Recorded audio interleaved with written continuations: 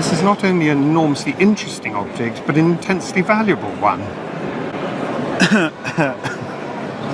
There was a ring sold at an auction room in London, which was almost identical in design, was set with a tiny diamond, and it fetched £20,000. For decades, Antiques Roadshow has been a beloved staple of public television, captivating audiences with the thrill of unexpected discoveries and jaw-dropping valuations.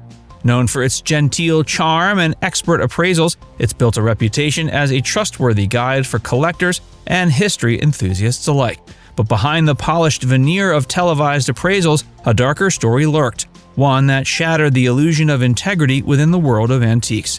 This is the shocking tale of how a trusted Antiques Roadshow star, Russ Pritchard III, used the show as a platform for deception, orchestrating fraudulent appraisals and swindling descendants of Civil War heroes out of priceless heirlooms. The con of the century. At the heart of this scandal were Russ Pritchard III and George Juno, two antiques dealers who had spent years cultivating their reputations as specialists in military artifacts. Their backgrounds gave them an air of credibility that made them seem untouchable. Was well known in collector circles and had established himself as an expert in Civil War memorabilia. With a smooth, confident demeanor and an authoritative tone, he could easily persuade clients that he was working in their best interests. Juno, his business partner, operated with a similar level of cunning, allowing the two to build a business that thrived on trust. Their affiliation with Antiques Roadshow provided them with an even greater sense of legitimacy.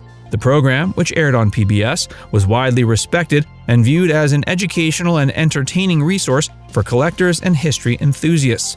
Unlike commercialized auction houses, Antiques Roadshow had an air of impartiality, and its appraisers were seen as trustworthy sources of information, rather than salespeople looking for a profit.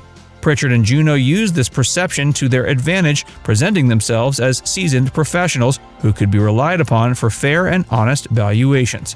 In reality, their expertise wasn't being used to educate or assist collectors, it was being wielded as a weapon of deception. They operated through their business the American Ordnance Preservation Association, AOPA, an organization with the name that suggested historical preservation, but was in fact just a front for their fraudulent activities. The name alone gave collectors a false sense of security, making it sound as though Pritchard and Juno were working to protect historical artifacts rather than exploit them. Their business model was built on a simple yet effective con. They would identify valuable Civil War relics in private collections, appraise them at suspiciously low levels, convince the owners to part with them under false pretenses, and then resell them at astronomical markup. Because of their association with Antiques Roadshow, many victims never thought to question their integrity until it was too late. One of the most infamous scams involved George E. Pickett V, the great-great-grandson of Confederate General George Pickett, a historical figure best known for leading Pickett's charge at the Battle of Gettysburg.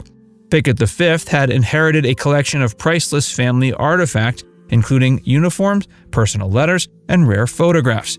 These items, due to their direct connection to one of the most famous figures of the Civil War, held immense historical significance and could fetch a small fortune from the right buyer. Prestige of Antiques Roadshow, Pickett agreed to sell the collection for $88,000. It wasn't until 3 years later that he stumbled upon the shocking truth. His family's heirlooms had actually been sold to the Harrisburg Museum for a staggering $880,000, 10 times what he had received. The betrayal was devastating. Not only had he been cheated out of a massive sum of money, but the very legacy of his ancestor had been exploited for personal profit. Furious, Pickett took legal action, and after a brief but decisive trial, a jury awarded him $800,000 in damages. Despite this damning verdict, Antiques Roadshow made the controversial decision to keep Pritchard on the show, dismissing the scandal as a personal dispute rather than a reflection of his professional conduct. But the Pickett case was just the beginning. The phony sword scam. In what may have been one of their boldest and most audacious moves, Pritchard and Juno orchestrated a fraudulent appraisal live on Antiques Roadshow in 1997. The staged event was designed not just to deceive one individual, but to manipulate a national audience into believing in their expertise. The segment featured a man who claimed to have stumbled upon a Civil War-era sword in his attic, a classic roadshow scenario that often leads to dramatic discoveries and stunned reactions. Pritchard, with his usual theatrical flair, examined the sword closely before announcing that it was worth an astonishing $35,000. The moment played perfectly to the audience, in person and at home, who reveled in the excitement of a priceless relic being uncovered in such an unexpected way. But what viewers didn't realize was the entire segment was a carefully crafted sham. The man who presented the sword was not just a lucky participant, he was an associate of Pritchard and Juno, and the appraisal had been scripted from the start. The goal wasn't just to create good television. By staging a high-value appraisal, Pritchard and Juno were cementing their reputations as top-tier experts in Civil War artifacts, ensuring that future collectors would seek out their services. In short, the fake appraisal was a marketing ploy designed to attract more victims to their scam. Their efforts paid off. With the credibility they had established through their television appearances, Pritchard and Juno quickly expanded their operations, targeting collectors who were unaware of their fraudulent history. They focused on the families of Civil War veterans, many of whom had inherited valuable heirlooms but lacked the knowledge to properly appraise them. These families, trusting the experts they had seen on TV, turned to Pritchard and Juno for guidance, only to be deceived into selling their artifacts for far less than they were worth.